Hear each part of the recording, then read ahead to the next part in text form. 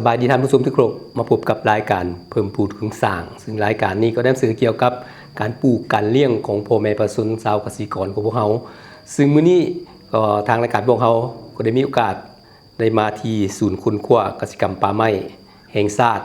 และก็เนื่องในโอกาสวันปลูกต้นไม้แห่งชาติหรือว่าวันเด็กน้อยสากลเนาะซึ่งว่าแขกของผมในรายการมื้อนี้ก็แม่นท่านเพชรมณีสร้างไสยสารซึ่งเป็น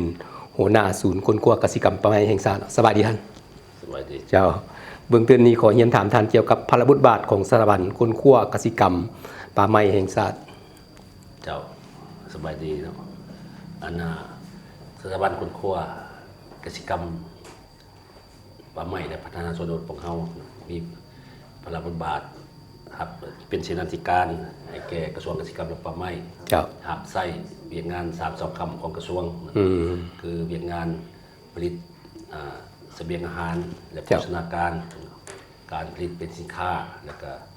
การลดละความทุกข์ยากเนาะในหันสถาบันของเราได้มีพลังบทบาทอยู่6แผนงานหับไส้3 2คำของกระทรวงเกษตรกรรมและป่าไม้ของเราเจ้าและเฉพาะสถาบันค้นคว้ากสิกรรมป่าไม้แห่งชาติปัจจุบันนี้มีจักศูนย์เนาะฉันบอกคงห่างกันตั้งของเฮาสถาบันของเฮาปัจจุบันมีอยู่13ศูนย์1แผนกในหันมีศูนย์ค้นคว้าเขาและพืชเศรษฐกิจศูนย์ค้นคว้าเลี้ยงสัตว์และการประมงศูนย์ค้นคว้าป่าไม้ศูนย์ค้นคว้าพืชพันธุ์ไม้ให้มากและน้องหันก็มีศูนย์ข้อมูลข่าวสารแล้วก็มีศูนย์หัวมือเราจีนเกี่ยวกับการผลิตกิจกรรมที่ดีศูนย์หัวมือเราจีนเกี่ยวกับการผลิตยางพาราและพอก็มีอยู่ชีศูนย์อยู่ภาคอยู่แขวงสวรรณเขตแขวงจำปาสักแขวงหลวงพ่อบางแล้วก็แขวงลงน้ำท่าจะเป็น4ศูนย์ภาคที่เห็นเวียดภายใต้พลังบาทของสถาบันของเราเจ้าแล้ววันนี้ในกลุ่มคิดเรียกงานหน้าที่รับผิดชอบของสถาบันค้นคว้าบ่จะเป็นการค้นคว้าแนวพันธุ์พืชและก็ประเภทหมากไม้ต่างๆทางศูนย์ได้มีการจัดตั้งปฏิบัติแนวใดในระยะผ่านมาก็คือปัจจุบันนี้เนาะทางสถาบันของเราเนี่ยมีคือดังที่ว่าไปแล้วเนาะว่าพวกเขามีอยู่เห็นอยู่6แผนงานเนาะแผนงานที่1เขาว่าเรื่องแผนงานค้นคว้าและคุ้มครองการนำใส่ชีวพันธุ์กสิกรรมหมายความว่าพวกเขามีการเก็บเต่าโฮมแนวพันธุ์พืชแนวพันธุ์สัตว์แนวพันธุ์ไม้พื้นเมืองเพื่อมาศึกษาอนุรักษ์และก็นำใส่เนาะและแผนงานที่2เนี่ยพวกเขาเกี่ยวกับการค้นคว้าทางด้านแนวพันธุ์และเทคนิคเพื่อยกสมรรถภาพผลผลิตทางด้านพืชทางด้านสัตว์และแผนงานที่3เนี่ยพวกเขาในการค้นคว้าเรื่องกสิกรรมป่าไม้เพื่อปรับตัวต่อการเปลี่ยนแปลงดินฟ้าอากาศเนาะและแผนงานที่4ผมว่าเรื่องการค้นคว้าเรื่องเศรษฐกิจและพัฒนาชนบทน้องหันเราก็มีอยู่แผนงาน2แผนงานสนับสนุนคือแผนงานเรื่องระบบข้อมูลข่าวสารหมายความว่าแผนงานนี้เรามีการเผยแพร่ข้อมูลข่าวสารที่เราค้นคว้าได้แล้วก็มีการแผนงานสร้างความเข้มแข็งหมายความว่าเรามีการฝึกอบรมให้พนักงานกิจกรรมแขวงกิจกรรมเมืองนักเรียนนักศึกษาและก็ตลอดหอดทางชาวเกษตรกรพวกเราก็มีการฝึกอบรมและเฉพาะทางด้านสถาบันค้นคว้าต่างๆนี่โดยเฉพาะแม่นประชาชนชาวเกษตรกรนี่เขาเจ้าสนใจหรือว่าอยากมาให้ทั้งศูนย์ค้นคว้าแนะนำนั้นเป็นประเภทใดเนาะจะเป็นการปลูกพืชบ่หรือปลูกไม้ให้มากหรือว่าจะเป็นการปลูกฝังเลี้ยงสัตว์สถาบันพวกเฮานี่แม่นพวกเฮานึงเฮ็ดค้นคว้าเรื่องแนวพันธุ์เนาะบ่ว่าจะเป็นแนวพันธุ์ข้าวแนวพันธุ์พืชผักไม่ให้มากในพันธุ์สัตว์ก็มีทั้งสัตว์ปีกงัวหมูแบะ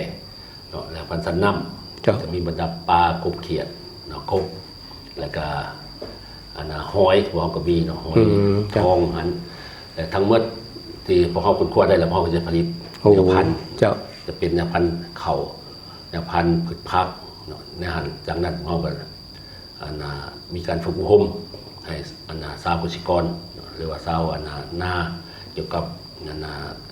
การนำใช้แนวพันธุ์และเทคนิคต่างๆหมายว่าปัจจุบันนี้ ในพันธุ์เขานี่พวกเขาถือว่ากลุ่มตัวเองในประเทศพวกเขาบ่ได้นำเข้าจากต่างประเทศเจ้าแต่ว่าในพันธุ์ผักเนี่ยพวกเขาจะมีการนำเข้าจากประเทศเพื่อนบ้านเจ้าแล้วก็แนวพันธุ์มักซารี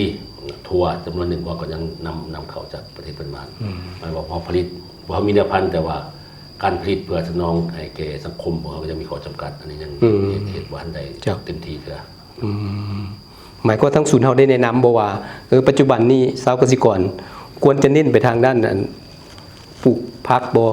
เน้นไปใส่การเลี้ยงสัตว์บ่ถ้าเป็นสัตว์ชนิดใดเนาะทางศูนย์เฮาจะเน้นหนักเจ้า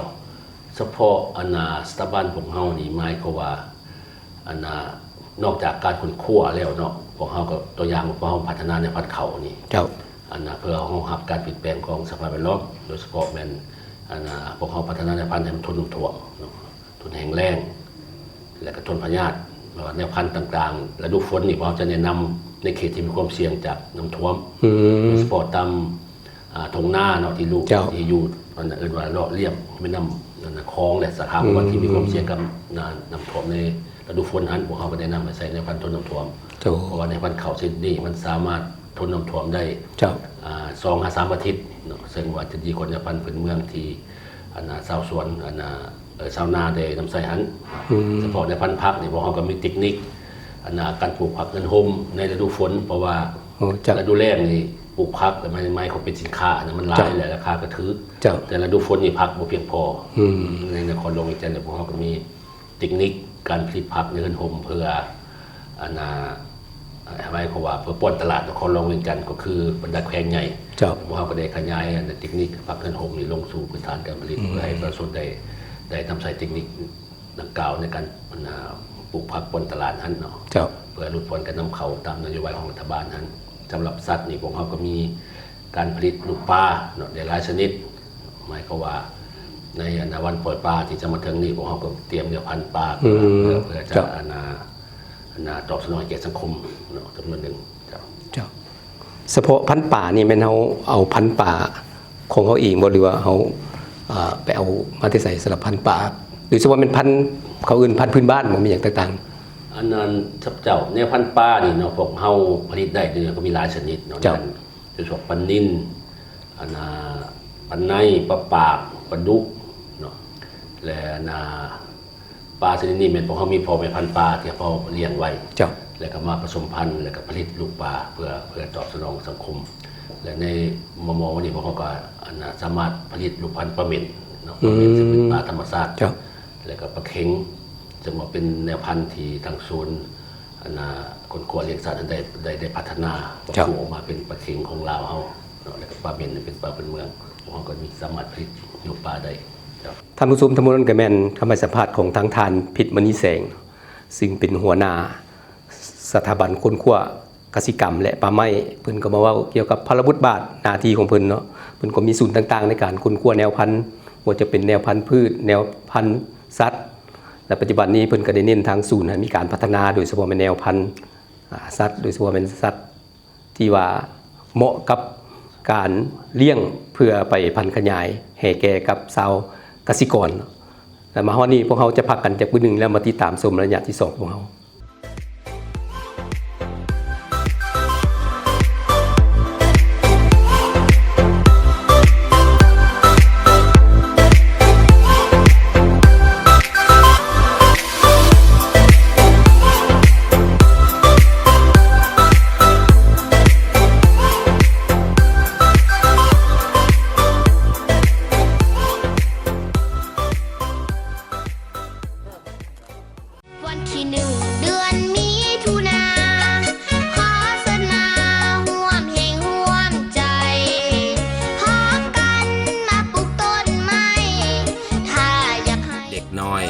เหมือนแพ้ขาวสังคมลาวสวยระบายสีแต้มเปิ้นทุกเล่มคือเข็มทิศเนียงทางคือแสงสว่างแห่งชีวิตสร้างความเข้มแข็งให้เด็กน้อยทุกคนสิทธิเท่าเทียมกันอนาคตที่ปลอดภัยเนื่องในโอกาสวันเด็กน้อยสากลวันที่1 มิถุนายนขออวยพรให้เด็กน้อยลาวทุกคนในขอบเขตทั่วประเทศจงมีสุขภาพแข็งแรงเป็นเด็กคำฮู้ของพ่อแม่เป็นนักเรียนดีเรียนเก่งของครูอาจารย์และเป็นลูกหลานที่ดีของชาติ สมเสยวันเด็กน้อยสากลครบรอบ100 ปี และวันปลูกต้นไม้แห่งชาติครบรอบ 45 ปี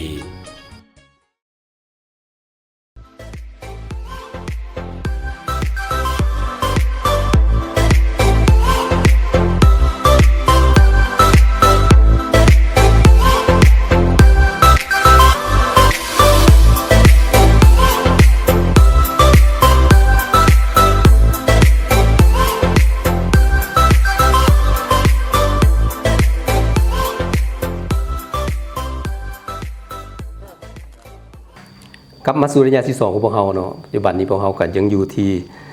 สถาบันคนครัวกสิกรรมป่าไม้แห่งชาติเนาะซึ่งหนึ่งในโอกาสวันปลูกต้นไม้แห่งชาติพวกเราก็ได้มาสัมภาษณ์ทางทานเพชรมณีแสงอยากถามท่านเกี่ยวกับการชี้นำเรียกงานในแต่ละกลุ่มเขตที่ขึ้นกับสถาบันคนครัวกสิกรรมป่าไม้แห่งชาติได้จัดตั้งปฏิบัติขึ้นอะไรเจ้าเขาก็เขียนเนาะติดพันกับเวียกวันปลูกต้นไม้แห่งชาติเนาะกันกับวันเด็กน้อยสกุลหันสถาบันของเฮานี่ก็ได้กัดเกียมหากระเกียมโดยเฉพาะเมียนของเฮามีศูนย์คนควบป่าไม้จึงเป็นศูนย์ที่ขึ้นกับสถาบันแล้วก็มีพระบทบาทเหตุการณ์คนครัวเรื่องป่าไม้เนาะเทคนิคการปลูกการถอนโฮมแนวพันธุ์ไม้พื้นเมืองต่างๆนั้นแต่ในแต่ละปีนี่พวกเฮาจะสามารถเก็บแกนพันธุ์ไม้ได้หลายกว่า21,000 กิโลกรัมซึ่งว่าพวกเฮามีแรงแกนพันธุ์ไม้หลายกว่า76แรงในทั่วประเทศและแรงแกนไม้หันพวกเฮาเก็บมาหันพวกเฮาจะผลิตเบี้ยไม้เนาะหลายกว่าแสนเบี้ยต่อปีเนาะจาก26ชนิดไม้เป็นอันนี้เป็นไม้ธรรมชาติและในพันธุ์ไม้หันพวกเฮาก็เกี่ยมสำหรับหับใส่มือในวันปลูกต้นไม้แห่งชาตินั่นแหละเนาะมีทางการเอาให้ชาวเกษตรกรหรือว่าเอาประกอบส่วนในการปลูกไม้เป็นป่าแล้วก็มีทางจำหน่ายจำนวนหนึ่งวันปลูกต้นไม้แห่งชาตินี้ซึ่งว่าสถาบันคนครัวกสิกรรมป่าไม้แห่งชาติได้ห่างหากาเกี่ยมหรือว่าวางแผนการไว้ขึ้นอะไรเนาะเจ้าก็อีกจากการปรึกษาหรือในคณะนำของสถาบันของเขานี่เนาะเราก็มีแผนจะมีการเฉลิมฉลองวันปลูกต้นไม้แห่งชาติควบรวมกับวันเด็กน้อยสกลนั้นเนาะว่ามีการจัดเตรียมจะปลูกไม้อ้อมของการใหญ่ของสถาบันเฮานี้มีแผนจะปลูกไม้อยู่ศูนย์คนครัวป่าไม้หันซึ่งว่าพวกเขามีเนื้อที่หลายกว่า300 เฮกตาร์ของศูนย์ป่าไม้และในเขตจำนวนหนึ่งหันพวกเขาก็เป็นดินว่างเปล่าหรือเป็นสวนสาธิตเขาจะปลูกไม้อุตสาหกรรมไว้เป็นพ่อแม่พันธุ์ซึ่งว่าพวกเขาก็มีแผนจะเอิ้นว่าเสือมันจะศูนย์พวกเขามีอยู่9ศูนย์อยู่ในนครหลวงเวียงจันทร์จะไปปลูกไม้อยู่ที่ศูนย์ป่าไม้หันเพื่อไว้เป็นแหล่งเสือพันธุ์หรือว่าแหล่งแกนพันธุ์ไม้อุตสาหกรรมเจ้าและในตอนท้ายนี้ท่านมีอย่างอยากฝากถึงบรรดาประชาชนหรือว่าผู้ที่ว่ามาผัวพันกับสถาบันคุณครัวป่าไม้แห่งชาติรวมทั้งศูนย์ต่างๆที่ขึ้นกับสถาบันของพวกเราเจ้าก็การฝากข่าวเนาะหมายว่าสถาบันของเฮานี่เป็นสถาบันคุณครัวทางด้านแนวพันธุ์พืชแนวพันธุ์สัตว์แนวพันธุ์ไม้และพวกเขามีศูนย์ที่เฮ็ดเวียกเฉพาะตัวอย่างแนวพันธุ์ข้าวแนวพันธุ์สาลีแนวพันธุ์พืชผักไม้แห่หมากแนวพันธุ์ไม้แนวพันธุ์สัตว์แนวพันธุ์ประมงหรือว่าสัตว์น้ำแม่บอกว่ามีแต่ละศูนย์ฉะนั้นชาวเกษตรกรพ่อแม่ประชาชนเนาะที่ว่าสนใจอยากมาซื้อแนวพันธุ์ที่ไทยที่ว่ามีคุณภาพสามารถติดต่อได้ที่สถาบันของพวกเขาเนาะสำนักงานใหญ่ของเขาตั้งอยู่บ้านนวิคำนี้ต่อหน้าบ้านปักสีเกมนี่เนาะวิทยาเขตดงโดกแต่พอจะมีแนะนำไปหาศูนย์เฉพาะที่ว่าพวกทานสนใจเนาะว่าจะเป็นในพันธุ์เขาในพันธุ์พืชผักไม่ให้หมากในพันธุ์สลีในพันธุ์เอาไม้และก็สัตว์ต่างๆเจ้าท่านผู้ชมนั่นก็คือคำให้สัมภาษณ์ของทางท่านเพชรมณีแสงซึ่งเพิ่นก็ได้มาเว้ารายละเอียดเนาะสถาบันของเพิ่นนี้เป็นสถาบันคนครัวเกี่ยวกับแนวพันธุ์บ่จะเป็นแนวพันธุ์พืชแนวพันธุ์สัตว์หรือว่าแนวพันธุ์ต้นไม้ให้หมากเนาะถ้าว่าประชาชนชาวเกษตรกรของเฮาสนใจก็เข้ามาพัวพันธุ์ได้แล้วเพิ่นก็จะแนะนำไปศูนย์ต่างๆเนาะสนใจเรื่องปลาเพิ่นก็จะไปศูนย์เพาะพันธุ์ปลาสนใจเรื่องแนวพันธุ์ผักเพิ่นก็จะแนะนำไปศูนย์แนวผักเนาะหรือว่าสนใจเกี่ยวกับการปลูกต้นไม้ให้หมากเพิ่นก็จะแนะนำไปทาง ศูนย์นั้นที่ว่าปลูกต้นไม้ให้มากเนาะหรือว่ามาฮอดนี้รายการพวกเขาก็หมดเวลาลงถึงที่นี่เนาะก่อนจะจากกันไปเนาะก็ต่อขออวยพรเกี่ยวกับวันเด็กน้อยสกลรวมทั้งเป็นวันปลูกต้นไม้แห่งชาติเนาะซึ่งว่าทางรายการพวกเขาก็ได้มาที่สถาบันคุณคั่วกสิกรรมป่าไม้แห่งนี้ก็เพื่อเฉลิมฉลองวันปลูกต้นไม้แห่งชาตินี่แหละเนาะแล้วก็ทางทานพิษมณีแสงสร้างไสยสารซึ่งเป็นหัวหน้าสถาบันคุณคั่วกสิกรรมป่าไม้เพิ่นก็มาเว้ารายละเอียดเกี่ยวกับหน้าที่เวียกงานของทางสถาบันบรรดาประชาชนโดยเฉพาะแม่นสาวเกษตรกรท่านใดสนใจแนวพันธุ์บ่จะเป็นพันธุ์พืชพันธุ์สัตว์หรือว่าจะเป็นแนวพันธุ์ต้นไม้ให้มากก็มาพบพันธุ์ได้ที่สถาบันคนครัวแห่งชาติแห่งนี้แล้วเพิ่นก็จะแนะนำไปที่ศูนย์ต่างๆที่ขึ้นกับสถาบันแห่งนี้เนาะท่านผู้ชมมาวันนี้ทางรายการพวกเราก็หมดเวลาลงเพียงเท่านี้ข้าพเจ้าพร้อมด้วยแขกรับเชิญ